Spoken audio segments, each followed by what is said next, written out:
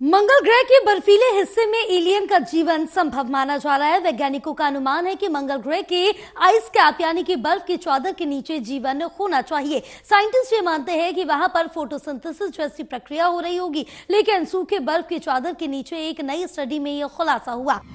और फोटोसिंथेसिस वो प्रक्रिया है जिसमें पौधे, एल्गी और साइनोबैक्टीरिया केमिकल एनर्जी पैदा करते हैं। इसके लिए चाहिए कि पानी और सूरज की रोशनी, धरती के वायुमंडल पर सबसे ज्यादा ऑक्सीजन यहीं से पैदा होता है। लेकिन एक नई स्टडी के मुताबिक मंगल ग्रह पर ध्रुवों के पास बर्फ की मोटी चादर बिछी है जिसके नीचे जीवन हो सकता है। वैज्ञानिक ये मानते हैं कि सूरज के रेडिएशन से बचने के लिए बर्फ की चादरों के नीचे जीवन फोटोसिंथेसिस के जरिए या उसकी जैसी किसी प्रक्रिया से पनप रहा होगा, जिसे रेडिएटिव हैबिटेबल जोन्स कहते हैं। फोटोसिंथेसिस को क्या चाहिए? सटीक मात्रा में रोशनी। इससे यह नहीं पता चलता कि मंगल पर जीवन है। मंगल पर जीवन होने की उम्मीद है। वैज्ञानिक नासा के Mars orbiter, perseverance rover, Mars sample return और एक्सो मार्स जैसे स्पेसक्राफ्ट से आए डेटा का एनालिसिस कर रहे थे।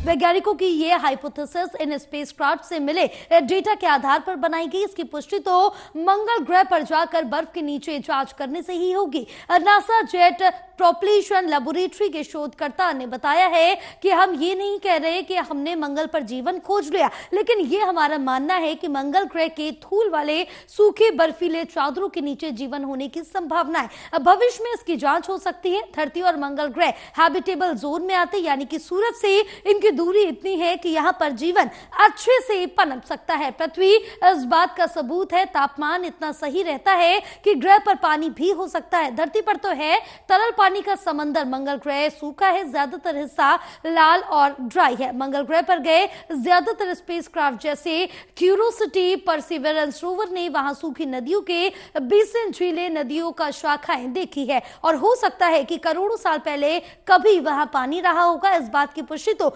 मंगल के चारों तरफ उड़ान भरने वाले मार्स रिकॉन्सेंस ऑर्बिटर ने भी की है, लेकिन मंगल ग्रह ने अपना पानी खो दिया। मंगल ग्रह पर अल्ट्रावायलेट रेडिएशन बहुत ज्यादा है जो कि जीवन के लिए खतरनाक है और ऐसे में वहां पर जटिल कोशिकाओं वाले जीवन की संभावना है। वैज्ञानिकों ने बताया है कि धरती की तरह मंगल ग्रह पर ओजोन जैसा कोई सुरक्षा कवच नहीं है, इसलिए वहां पर 30% ज्यादा रेडिएशन होती है। मंगल ग्रह पर बर्फ की चादर बहुत है लेकिन प्रदूषित है। डेटा एनालिसिस से पता चलता है कि यहाँ पर 2 से 15 इंच तक बर्फ की जो सफेद चादर है वो देखने को मिलती है, जिसमें 0.1% धूल भी मिली है। यानी मार्शियन डस्ट प्रदूषण मिक्स होने की वजह से बर्फ चादर की मोटाई कहीं कहीं 7 से 10 फीट भी हो सकती है। ऐसे में इसके नीचे जीवन पनपने की संभावना बढ़ जाती है क्योंकि यहां पर सूरज के रेडिएशन का असर कम हो जाता है।